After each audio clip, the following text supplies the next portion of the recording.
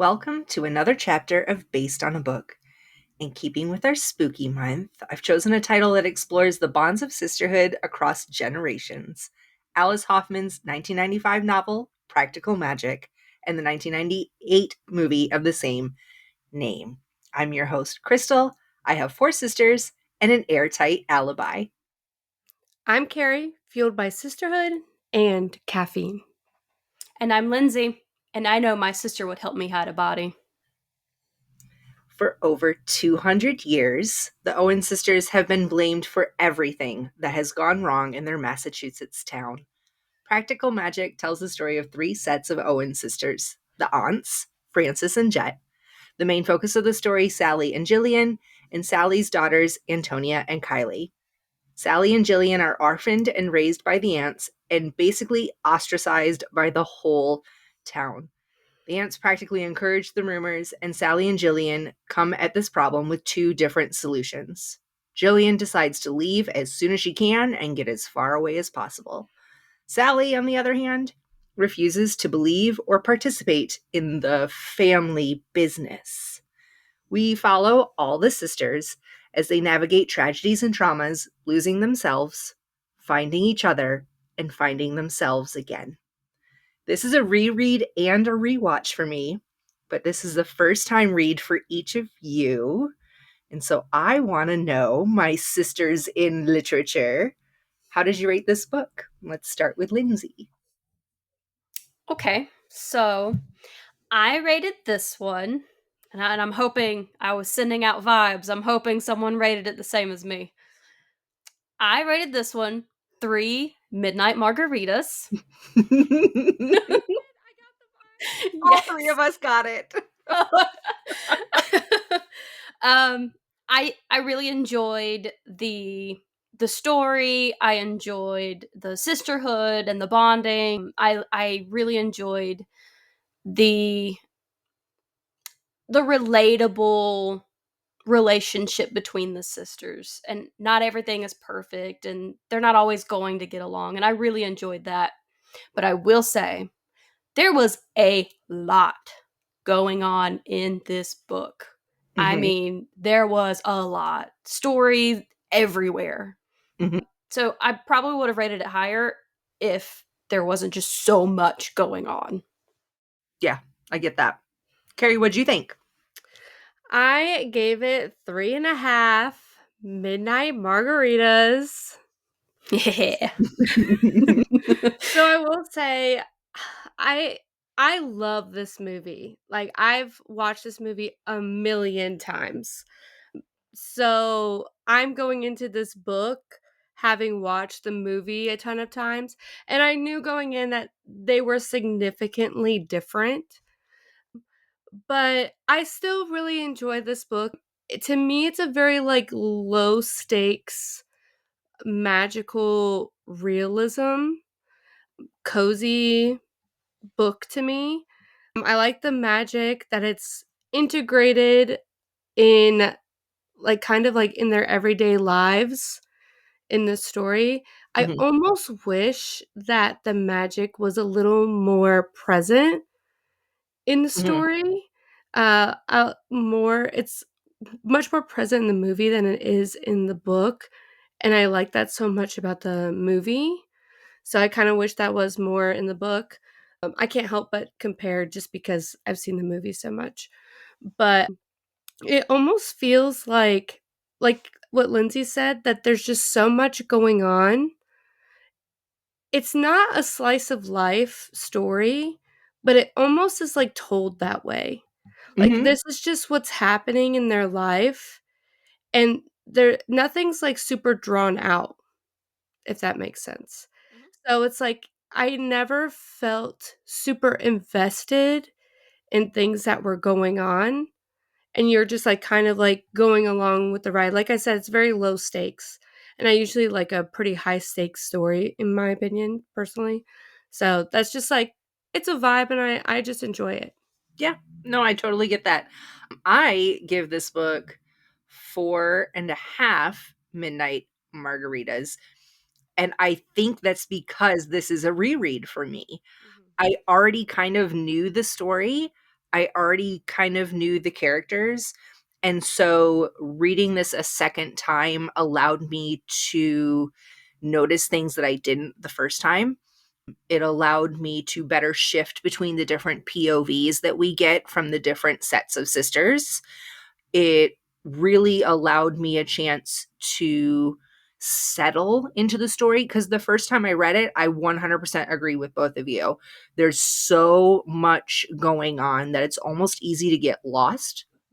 Mhm. Or in my, like, I kind of, my attention would start to drift after, certain POVs. I'd be interested at first to be like, oh, I want to hear a little bit more background from this particular part of the story, which is, we get a lot of that from different parts of the story. And I would be excited at first, but then kind of get bored with it. So my attention would drift. And it was right about then that the POV would shift again. And that first time was a little disjointed, but this reread for me is just, it really hit just right. And I think because I knew what to expect, I found more unexpected, and I Mhm. really enjoyed that. Yeah. Have you read the rest of the series? No, but I'm definitely going to at this point. Yeah. I was curious if reading the rest of the series would have an effect on it, I but if think you haven't read the so. rest of it either. I kind of hope so, Yeah. because I know it, like you said, there's a lot more magic in the movie than there is in the book. The book alludes to a lot of possible magic. There's a lot of like magical innuendo Yeah. happening. Exactly. And Alice Hoffman, in quite a few interviews, talks about how, to her, the idea of practical magic was that there are small miracles throughout life that we can't always tell if that's fate or magic Mhm. or just a small miracle. And so I think that, and you see it like the second time rereading it, I kind of felt that a little bit more. That was that magic, or was that fate, or was that just chance? Was it just luck? Yeah, like coincidence kind of thing. And the movie definitely is just, this is magic. Yeah, And for sure. so I think that they're, knowing that the two stories are so different, I wonder, or that, between the book and the movie, I wonder if because the next two books that she wrote are prequels to this one that tell the story of the ants, and Mhm. then the story of Maria Owens, the original Owens, Yeah. the original matriarch of the family. Yeah. And so I wonder if they lean a little bit heavier into the magic. Yeah. And from What what I about you, understand, Lindsay? yeah, what did you see the difference, or feel those differences in the magic, or feel the kind of fate of the magic? Does that make sense? Yeah. Well, I had never seen this movie, so Which is crazy. I It would really in blows me away. and surprisingly, I didn't know anything about the movie. Like I knew they were sisters. I knew they were witches. Oh my gosh. Done. Are That's all I you knew. serious? Oh Hmm. my god. I'm so glad I picked this. I had no idea that you hadn't seen the movie. I kind of just assumed that everyone has at this point. Yeah. So, Nope. So uh, first time read, first time watch. Going in, it was really noticeable the differences because I had no expectations and yeah, I enjoy a subtle hint at magic, but seeing it in the movie, I also enjoy just outright seeing the magic. mhm, Mhm. I think it really worked with both stories. Yeah. mhm. Do you think you'll continue in, the book series, though? I might. I listened to Practical Magic. I listened to the audiobook. Mhm. So, yeah, I'll probably continue it, The honestly. audiobook is really good. It It is. was fun. Yeah. Yeah, the narration is great. I Mhm. loved it. From what I understand, Practical Magic 2 is going to follow the fourth book in Mhm. the Practical Magic series, and follow the sisters, the Sally's daughters, Antonia and Kylie. The 4th So book is the Book of Magic, I think right? so. I think Yeah. so. I had them pulled up, but of course I've Yeah, I lost that believe page. because the series order is a little weird. I think that she said that you can read the order the way that they were written is Right. Practical Magic, The Rules of Magic, Magic Lessons, then The Book of Magic. Or you could read in chronological order, which is the two prequels, which is Magic Lessons, The Rules of Magic. First book would be technically Practical Magic, then The Book of Magic. Right. So, And I think, yeah, Book of Magic is what that second movie is going to be, and which they just wrapped on, which is. And I'm super excited. Diane Weist and Stockard Channing are coming back as Aunts Frances and Jet. So that's exciting for me. I thought they were amazing. But before we get too far into it, do we have anything else to say before we get into full spoiler version of our show? No, let's get into the spoilers. Okay, well then, without further ado, let's move into our full spoiler discussion. If you have not read the book or seen the movie, we suggest you do so before listening to the rest of this episode. You've been warned. For those of you that are going to stick around, please note our conversation will likely discuss themes of domestic abuse, sexual assault, murder, and animal cruelty. For a more comprehensive list of content warnings, we suggest checking Storygraph for this or any other title you're considering. They're a great resource, and your mental health is important to us. So right off, before we go anywhere, I just have to point out the soundtrack of this movie. Because right off the bat, immediately. From the very beginning, in the opening scene, is the song that we all recognize the moment we hear it anymore. It's TikTok famous. It's a million Instagram reels. It is the song of fall. It is the pumpkin spice latte of the music world, the Amos Veritas. Not me with tears in my eyes. It is so good. I started to cry when I watched this again. I've watched it so many times at this point, but it just hit, it's the right time of year to be listening to that song. It's the right time of year to be watching this movie. Practical Magic soundtrack is like literally everything to me. And then because the 90s are my jam. Like I was 17 years old when this movie came out. It so Faith Hill's This Kiss still gives me chills. I'm like, this kiss. I'm singing along too. I'm excited. The whole soundtrack is really good. But the opening scene with that song just tickles me every time. Yeah. Stevie Nicks' Crystal is literally one of my favorite songs. Yep. Ever. And then of course you put the lime in the coconut. Yeah. Come on. Who's not dancing along with this whole soundtrack and excited? Right up until Willie Nelson. You were always on my mind. Yeah. Then it gets creepy. Yeah. But immediately exactly the scene that comes to mind. So good. I also want to talk about the differences right off the bat between the book and the movie. We open with, a small backstory of the Owens women have been blamed for everything that ever happens in this Massachusetts town. And then we talk about Sally and Jillian, and their parents die, and they go stay with the aunts. There's a big difference right away, I think, because in the book, we get a little bit more backstory of the aunts. The aunts are a little bit more standoffish. And in the movie, the aunts are a little bit more lovey-dovey, a little bit more cuddly, a little bit more comforting. Open. Yeah. Also, the setting is a little bit different. The sisters stay with their aunts. In the movie, basically Sally seems to stay the whole time. Whereas, Jillian moves away as soon as she can. But in the book, Sally moves away. And the main conflict, the vast majority, and we don't even get to the main conflict until halfway through the book, because we're getting the backstory of the aunts. We're getting the backstory of Sally and Jillian. We're getting literally the entire lives of Kylie and Antonia.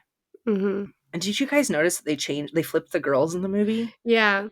Something I noticed a lot, especially in this beginning part of the book, is a lot of setup of what the ants do Yes.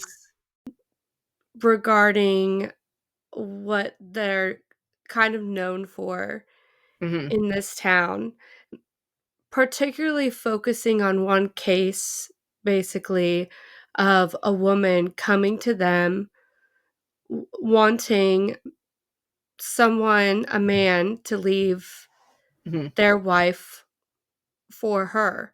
And we kind of just get like a snippet of this in the movie, Mhm. but this is pretty drawn out in the book to the point Mhm. of getting kind of spooky and kind of scary Mhm. Yeah. in the book and kind of getting a little dark Yeah. in the story. And I thought that was kind of interesting. I kind of like that in the book more, that I we think got that in the more information. book we get a little bit more too of how Sally and Jillian grow up. Part of that Mhm. is seeing how the ants work and what they're actually doing for the women of the town who sneak onto onto the porch at twilight when their features can't be seen in the shadows. But we also kind of get the setup of the small, what I would call the small magics, like Mhm. the woodwork in the house never needs polishing, or the cats following Sally to school. Mhm. Those little small things that really in the movie we don't there seem to be a little bit alluded to here and there, but they're not major in the story. We see the bigger magic in the movie, and the It's book almost is like small. performative in the Exactly. movie. And the book is very small things. Mhm. But I really loved the cats following Sally to school, and that was her big embarrassment. And then that little boy lit the magpie's tail on fire. I I thought, oh know. shit, I forgot about that part. I was like, Lindsay is gonna hate me if anything happens to this cat. I Like, would have fought that boy. Mm-mm. I know, but she did cause the well, she yelled at the little boy and said, I hope something terrible happens to you. You'll know how it feels. And then a ceiling tile fell on his head. Mhm. And so from then on, nobody would play with Sally. I mean, they already teased her before, but that was like the nail in the coffin. I was really worried that she wasn't going to stick up for the cat. I was like, she's not going to do anything because she's so embarrassed that the cats followed her. So I was really glad there Right? was, Well, yeah. but I love too that in the book that we from her point of view, we even, find out that she had considered ignoring the cats. And she had considered denying the cats until something happened to Magpie, and then she couldn't stop herself. Speaking of cats, Bob's back there stretching. I know you're talking about me. If Yeah, you guys Lindsay's aren't watching cat our is in the back. if you guys don't watch our YouTube channel, you really should, because we have an extra host all the time. But no, I really love these moments where we kind of see a little bit more, the sisters become a little bit more humanized. But specifically, we see the siblings, right? Whether it's Francis and Jet, whether it's Sally or Jillian, whether it's Antonia and Kylie, we see them forced to love each other almost because they are ostracized by this town. Mhm. They're forced to stick together, and they're very opposite. Each one of these sets of sisters are very night and day.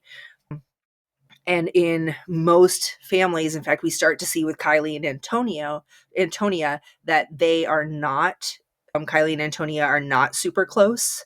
Mhm. Um, but that's because after Sally's husband passes away, which she blames the family curse for, the family curse where their husbands, any man who dares to love an Owens woman is ill-fated.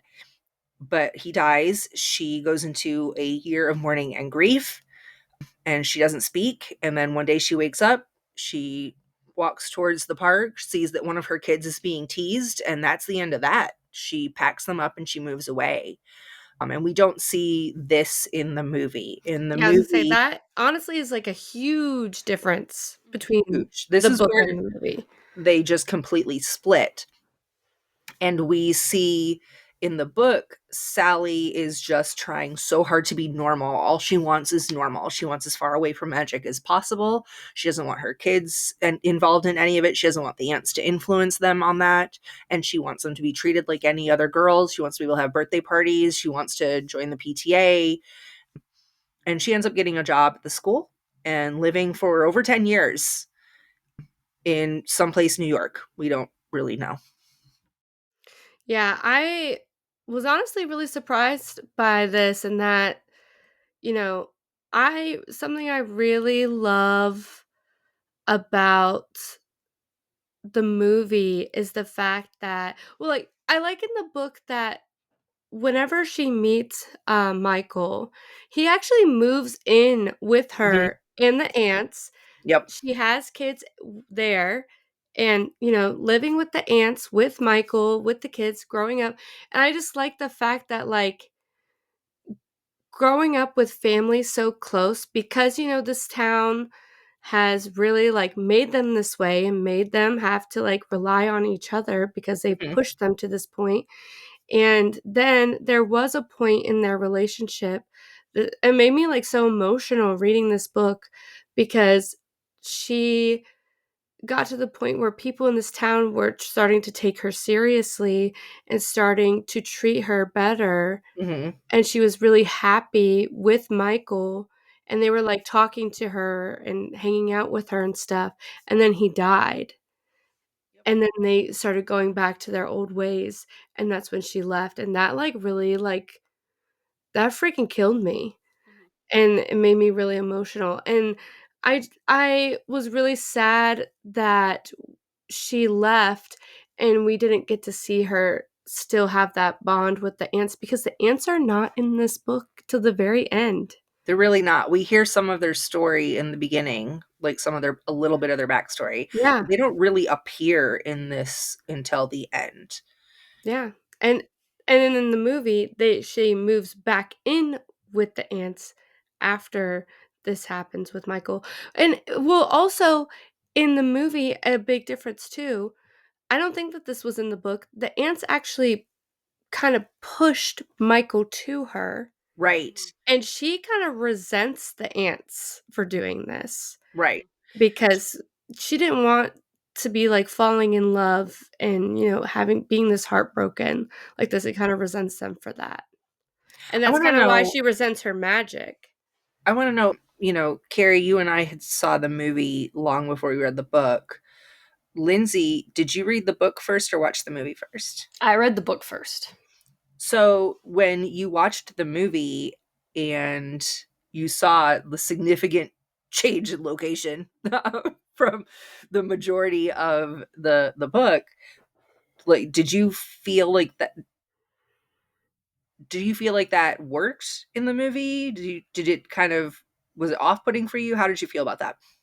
As an adaptation, it was a little off putting, but if you think of it as its own entity, it works. Mhm. I mean, I like both. Mhm. So to me, I don't feel like the story was so significantly changed that it changed the overall like gist Mhm. or themes. But knowing the movie first, the aunt's house, that house, Yeah, it's like an iconic it's iconic. house. It's there's rumor, and I read this, but I couldn't find where it was actually said or cited where she said it. But apparently, Martha Stewart was wanted to buy the house, but it's not a real house. It was just a fake facade. Mhm. Yeah. And then like everything inside the house was movie sets. Mhm. But I mean, I would have lived there. Shoot, Yeah. that's just a beautiful house. It's right up Mhm. there with the Charmed house from that movie or the television show Charmed, the Yeah. original series. Like, yeah, that house. Want that one too. Something about a witch's house. It's just perfect, Oh, yeah, definitely. The vibes, like, honestly, how the ants were living, I'm like, "That's how I wanna be living."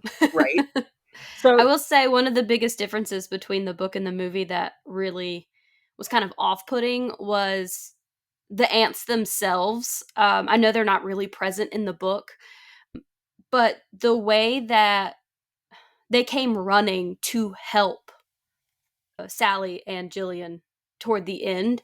And then in the movie, they disappear at that point. They're like, okay, fix it yourself. And they're just Yeah. gone. Yeah. Mhm.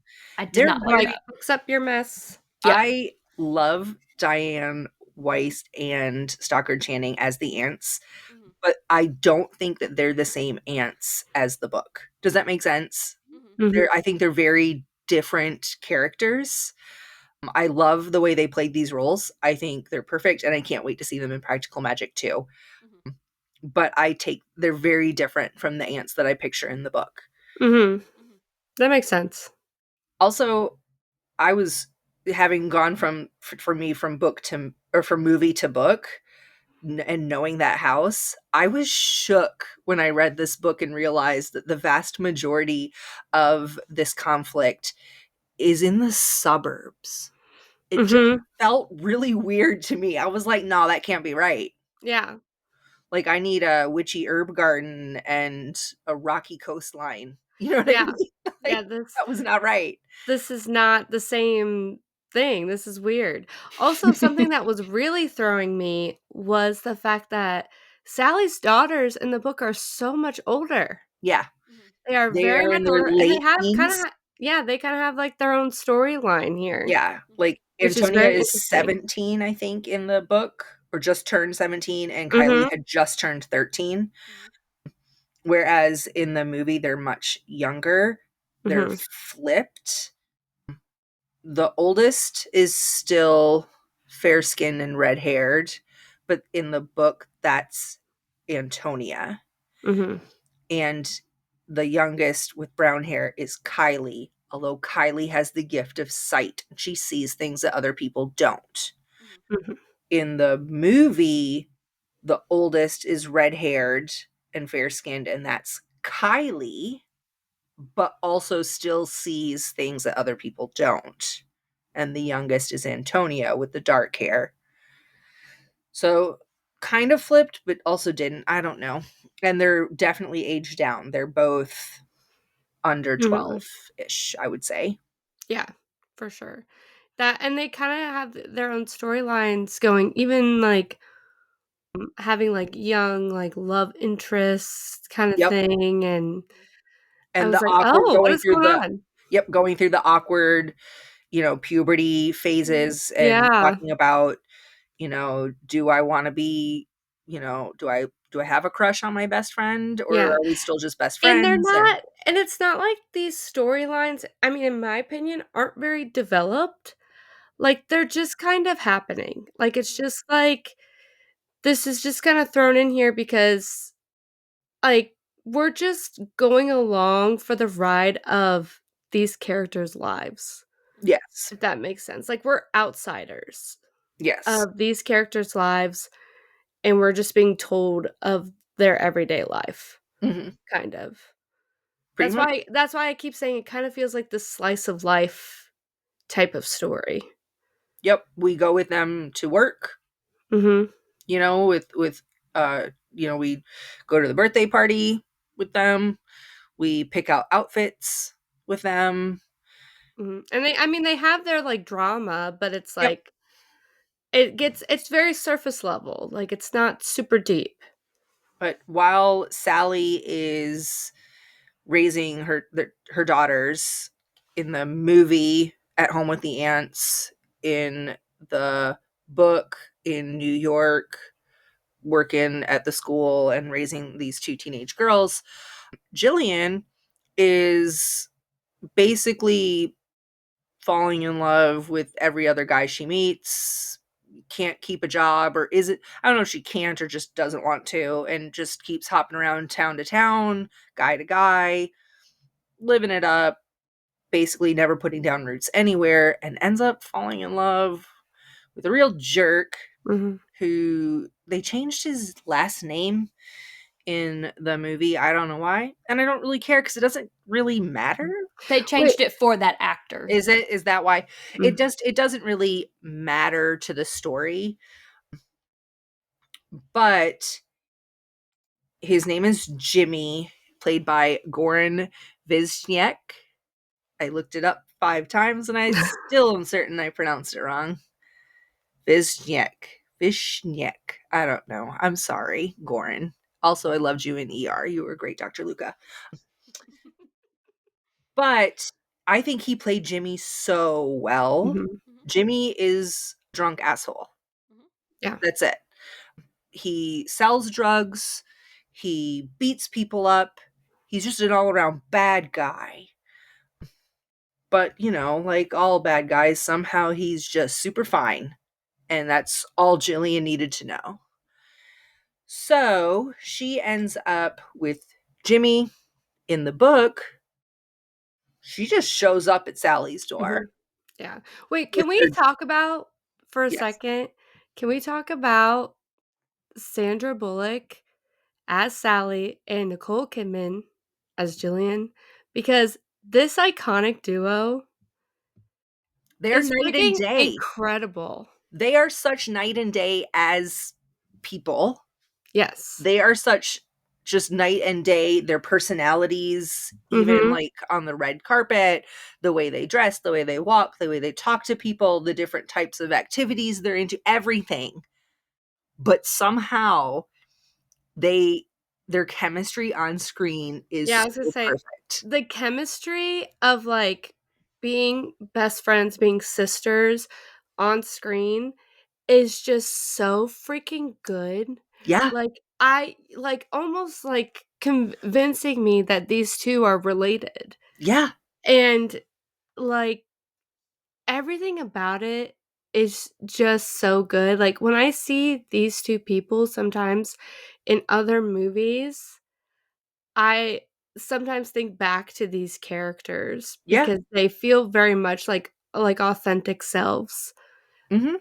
to these characters, Mhm. and I love them so much. I love, like, their style. I like how the styles just, like, really represent, like, Yep. Sally being very soft and, Jillian being very hard and, like, Yep. edgier and her style showing that, Yep. and we see it visually in the movie. I just think it's so good. I love them so much in this movie. I think it's amazing. And they're so believable that, like, at this part in the movie, when Jillian calls Sally, I'm scared, can you come get me? Mhm. You don't doubt for 1 second that they love each other, they are Yeah. She's sisters, like, and "That's my Sally sister. is gonna See ya." go. That's it. And so in the book, Jillian has not seen Sally in forever, doesn't even know where she lives, has never been to her home before, shows up with her dead boyfriend in the back of the car. I was shocked. That's it. Shocked. Like I said, I seen the movie first, and they go through this whole ordeal with Jimmy Of in her the trying to save Jillian, and then they Mhm. start to get away, but Jimmy catches her, and they're in the car, and he's saying you have to drive, and he's threatening to kill her, and they Mhm. wrestle, and then she's got to drug him, and it's a whole thing. Yeah, And and in the then they book, end it's just up like she just shows up and he's already dead. yeah, it just shows up with a dead body in her car. It's so funny to think that we were expecting opposite things, where I read the book first and then I watched I the know. know. movie. I thought Sally was gonna show up and he was going to just be dead there. I didn't realize he was still alive. I was like, "Oh, that's a surprise for me." Yeah. Oops. Must have been a real shocker when they brought him back to life too. Uh-huh. Yeah. Yeah, honestly, I was just thinking that. Oh my gosh, that's so The crazy. book, he dies once and he's dead the whole time. Mhm. That's it. In the movie, he gets to die twice. Yeah. I can't believe that they didn't have any of that in this book. I was No. honestly absolutely shocked that this whole storyline is not even in this book. This Now, entire thing of from them what I trying to bring him understand, back to life is insane. from what I understand, originally the magic in the movie was meant to be a lot darker, was meant to have a lot more, especially the like needles in the eye, which Mhm. we didn't actually even see happen. It kind of almost looks like it didn't get to happen Mhm. because they brought him back to life without having to do that step or whatever. But from what I understand, Gabriel Dunn. Gabe. I can't remember what his first name is, and I feel really bad because, of course, that page is closed too. I think Yep. it's Griffin. Griffin Dunn. Griffin Dunn. Yep, there it is. He really did want it to be a little bit darker, but the studio kind of pushed him away from that. But, this is a movie about women for women.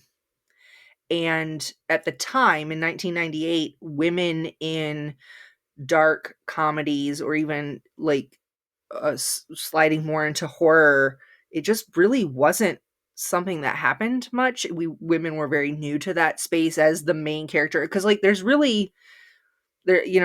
not really a male main character in this. There's some male characters, but this is a female driven story. Mm-hmm. And so the studio said that they didn't really feel like it was appropriate, and he got pulled away. He did say at one point that he was interested in doing a director's cut, so there is footage out there that's a lot darker. So that could be interesting. Yeah, for sure. So what were some of you guys' favorite parts at this point? Or to this point? I honestly, the entire scene in the movie of them just like going through the process of bringing Jimmy back to life, like I can just imagine like, okay, well, we have to get rid of this body. Okay, well, remember our aunts, like they brought a body back to life, and she's like, well, it doesn't matter how he comes back as long as he comes back with a pulse. And they're just like going through this whole process of like doing that, and them like, it's not like half-assing the spell, but, like, kind of like The the whipped way cream. that it's, yeah, the whipped cream, like, doing it with whipped cream, and then, like, kinda being like, "Ew, this is disgusting, I don't wanna poke him in the eye." Just that whole scene is just hilarious to me. Mhm. I love I that like that scene. one. What about you, Lindsay? No, I agree. I think that's probably one of my favorites. Also, Mhm. just because it wasn't in the book. Like out of all of the storylines that the book had, that wasn't in there. So it was getting something kind of fresh, but also that really fit the storyline. Like I could have seen this going on in the book. Right. Oh, yeah, for sure.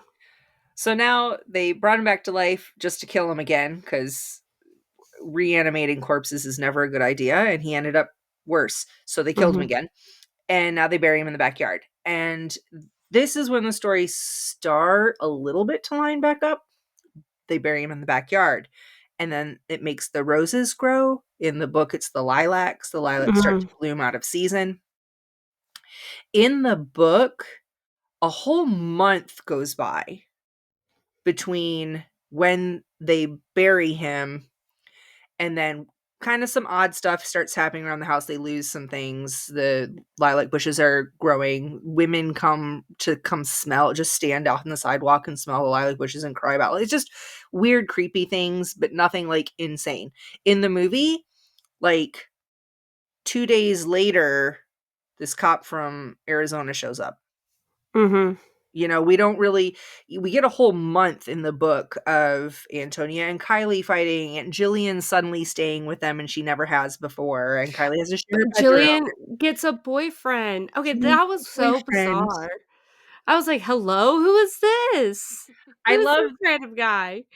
I do really Then love in the book the stories that we hear, kind of the inner monologue of Jillian feeling like she doesn't deserve love, and she's done things that she's not proud of, and all she does is break men's hearts, and she doesn't deserve to be loved.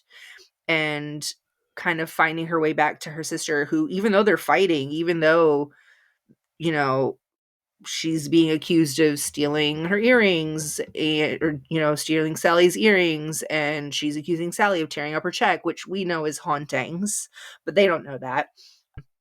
We see them fighting, but at some point Sally still tells her, no, you deserve love, you're worthy of love, like, what are you talking about, you're amazing. So they still, like, that self inner monologue telling herself how awful she is, and then her sister there to say, no, I hate you, but I love you and you're amazing. You know what I mean? Like, mhm. that to me, seeing those, same with Kylie and Antonia, seeing them hate each other and fight, and but still love each other, Like, that's sisterhood. That's you know what I mean? Mhm. I couldn't tell you how many times I've fought with my sisters, but at the end of the day, we are in no way whatsoever afraid to call each other for help, and we know Mhm. that we'd be there for each other. And I think that it's very well shown in the book that even though they hate each other, they love each other. So I think we get to see that a lot more in the book, in this month that's going by. Yeah. In the movie, this is when we also get midnight margaritas because the The aunts find a best bottle scene. of tequila on the porch. And they really were drunk during this scene too. Yes! Apparently, Nicole Kidman brought a cheap bottle of tequila on set, and even the crew was drinking, the cast was drinking. They were all getting drunk during And midnight you could margaritas. totally tell in the scene because of their, like, red cheeks and their face. Like, you could kinda tell that they're, like, taking shots or something. I It's so love that. funny. I love that. The haunting really ramps up in the movie at this point. A cop from Arizona comes to town saying, I got your letter, because Sally had written a letter to Jillian. And of course, Jillian had come back before the letter got delivered. The cop is out looking for Jimmy because, of course, Jimmy's a bad man.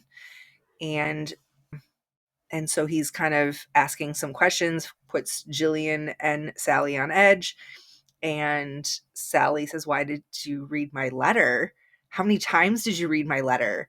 Like, because it's all dog-eared and folded and Mhm. soft. And And this is in the book too. this is in the book that he's read that he got the letter and he Yeah, felt his name drawn to go. Gary. Gary. I just think that's such a dumb name. There's such great names in this Poor book, Gary's movie, out and then there's there. Gary. Gary's, if you're listening. Sorry, Sorry. Gary. Sorry, Gary. It just doesn't fit with all the other names, you know what I mean? We have, like, Francis and Jet Well, and there was so Sonia. many G names in this book. I was like, "All That's right, true. wrap it up. Wrap it up. That's I'm true. getting it mixed up." So Gary comes along, Hallett comes along, and he's asking these questions, but he is obviously just smitten with Sally. Just smitten. In the book, he talks to her and he, like, starts crying. Yeah, yeah. I'm like, "Why are you crying?" He's got all these well, it's the coffee. Yeah. He was Mm. like, "It's the coffee. The coffee always does this. It reminds me of my grandfather." It's like, Mhm. okay. His Okay, grandfather Gary. walking in the 100-degree weather to the courthouse. Yep. Mhm. Yep.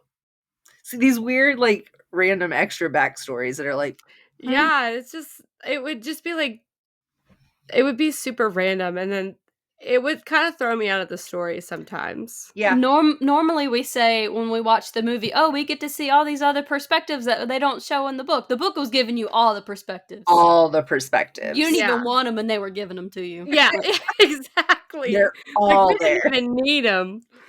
We did not need them. No, Like, they're giving you the perspective of the neighbor down the street that you don't even see, right? ever again. The hauntings ramp up real bad.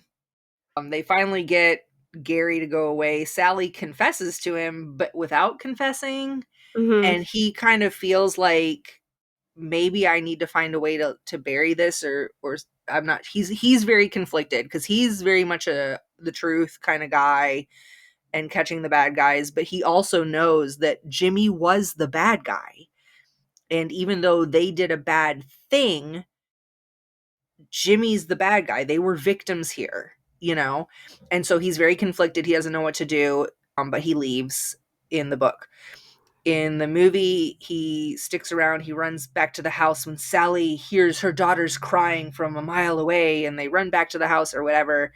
And Jillian's possessed by Jimmy. Like, And Lindsay's like, "What is going on?" Yeah, what are yeah, you thinking, Lindsay? I Tell was me. Tell me. my jaw was on the floor. I was like, what happened? What is going on? We need Ed and Lorraine Warren. What's going on?" it's pretty wild. So this is when they call in the book, they call the ants. The ants drive down from Massachusetts. They come on a Greyhound bus. They bring their big suitcase. They boil up a pot of lye, soap mixture, stuff that's supposed to kill organic material to help get rid of the ghost in the backyard. That's kind And of then it. that's it in the book. That's really it. And like, of course, there's a beautiful conversation about like we love you and sisterhood and accepting who you are, and we never hate because Jillian's self-worth, whatever. It's a whole thing, but it really is. They just boil up a pot of lye and dump it over top of him, and all's good. Mhm. In the movie, they call up the phone tree. All these bitches been treating Sally and Jillian like shit their whole lives, and I now they're know. like, you can come be a witch with us if you want. You can come play witch, and they all show up. That phone tree scene is one of my It's hilarious. favorite scenes. Whenever she's, like, has to go in, for And the she's phone trying to, tree meeting, yeah. and then her sister Jillian comes in because she knows that they're all gonna be freaking mean to her, Mhm. and, she puts her at the top of the phone tree, and she's like, "Hide your husbands, girl." I'm gonna start saying that. I should start saying that. So Oh they my the phone god. tree. They call up all these witches to come and make a coven, and they all have their brooms, and they're basically doing like an exorcism on Jillian to get Jimmy out of her body. Mhm. Lindsay, seriously, what were you? Like, I'm just trying to think of this. If I had never seen the movie and I just read the book, this movie's probably fucked you up. It was so unexpected. I had no idea what to expect. Like, I knew the story started shifting, it was different. I was like, "Okay, I can roll with this." And then we get to the possession and I was like, what did we and even read the same book?" she was getting real possessed, like, she was getting really scary. Mhm. Okay, they put in a rubber floor in the movie when they were filming so that when she was being possessed and like convulsing on the floor, she wouldn't hurt herself. They had to put in like a rubber mat. I That whole ending makes me cry every time because it's like, the sisters, like, trying to get back to each other, and she's trying to save her sister, and that really gets me every single time because I just think of my sister, and literally that scene whenever she is possessed and she's, like, looking at Sally and she tries to run at her and hits the wall because the brooms are making a circle, Mhm. hits the wall and she, like, floats there and, like, falls back. That scene is so crazy to me. It's, like, not even that crazy, but it feels, like, insane to me. It's when they're lying on the floor and they're like kind of half holding, not Talking to each holding hands, but they're other. like, yeah, like that chokes me up every time. Yeah. So good. So good.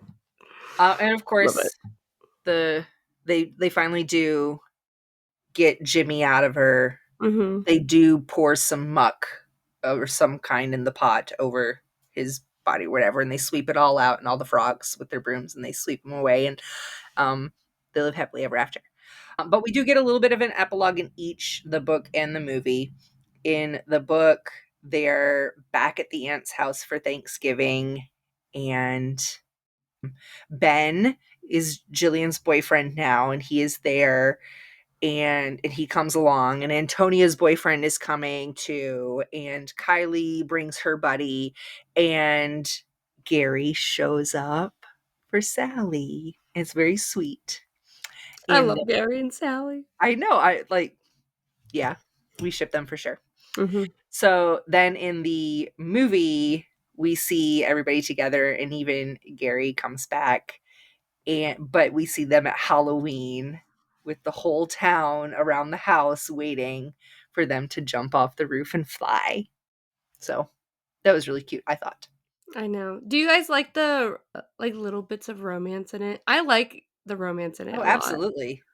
Yeah. I Absolutely. think it's super cute. I like the added touch, which is not in the book, of when she casts, like, a spell when she's younger, Mhm. because when Sally's younger, because she sees, the aunts are always doing these spells for women Mhm. who Desperate are women. yeah, who are, like, need love and things like that, and, want to do things that are not good to get Right. it, And she doesn't and ever want to be one of those women. yeah, so she tries to cast a spell to create a person that could never exist, basically. Mhm. Like the one green eye, one blue.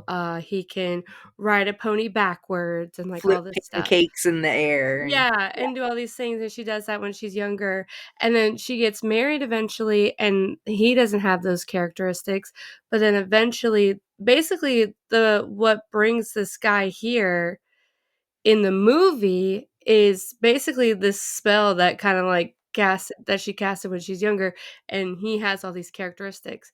I think it's interesting that that's not in the book, but he's still kind of drawn to It's her in the fate. same way that's in the movie. Alice Hoffman said in an interview that I watched earlier today that she thinks that love is the most magical of all miracles. So I think in a way she thought you didn't need a spell. It's magic on its own. So yeah. There you go. So that does bring us to the final verdict. What do you think, ladies? Book or movie? I'm curious of Lindsey. Lindsey, you go first. I'm probably gonna go movie on this one. Yeah, I get I'll it. have to agree. There's I'm a gonna have to agree with clear-cut movie. story. We know what's going on. We're not going 50 other directions. There's a beginning, there's an end. We're done. Yep. I like No, it. I'm with you. I think I'm probably gonna go movie if we're comparing just the one book to just the one movie. But Mhm. I am very excited to read the other books and see if that changes my opinion. So I'll let you know. So now our question of the episode. What is your cocktail of choice for an impromptu pajama party? Carrie? I am a tequila girl through and through, so I'm definitely gonna be making a margarita, but my other option is I love a vodka soda. Vodka soda is my favorite. Where, like, especially for, like, honestly, like, I got a sensitive tummy, okay, so and I'm like a Tums girl, okay, so I be eating those Tums like candy, Right. and, Margaritas do a not help. margarita at midnight, Yeah. in the middle of the night, girl, Mm-mm. I don't know about all that, that's a lot of sugar, so I might need a vodka soda so I don't have all that sugar, so I'm gonna have to say That's a fair. vodka soda. Lindsay? I'm a little bougie. Oh, I like a alcoholic milkshake. Ooh. ooh. That So sounds my really good, actually, like a mudslide or I love a mudslide, yeah. but my drink of choice is called Slap a Ghost, and it's vanilla ice cream, half and half, vodka, Bailey's, and Kahlua. Ooh. Ooh. Sounds really good. Mhm. I'm kind of a basic bitch. I don't want to mix anything. I'm just gonna have some wine. Oh, That's it. Lots there and you go. lots and lots of wine. Mhm. Because chances are I'm gonna forget how to mix after a couple of drinks anyways. So I do love some wine. Wine is really good. I know. You know that video that was going around of like the girl shows up and she's got a bottle of wine, but then the other girl who showed up too was like, oh, and then they each pull a second bottle from that's me. That's Yeah. gonna be me. Yeah. I also love an espresso martini, like, that is my favorite, but, like, at midnight, I'm gonna be up all night. Yeah.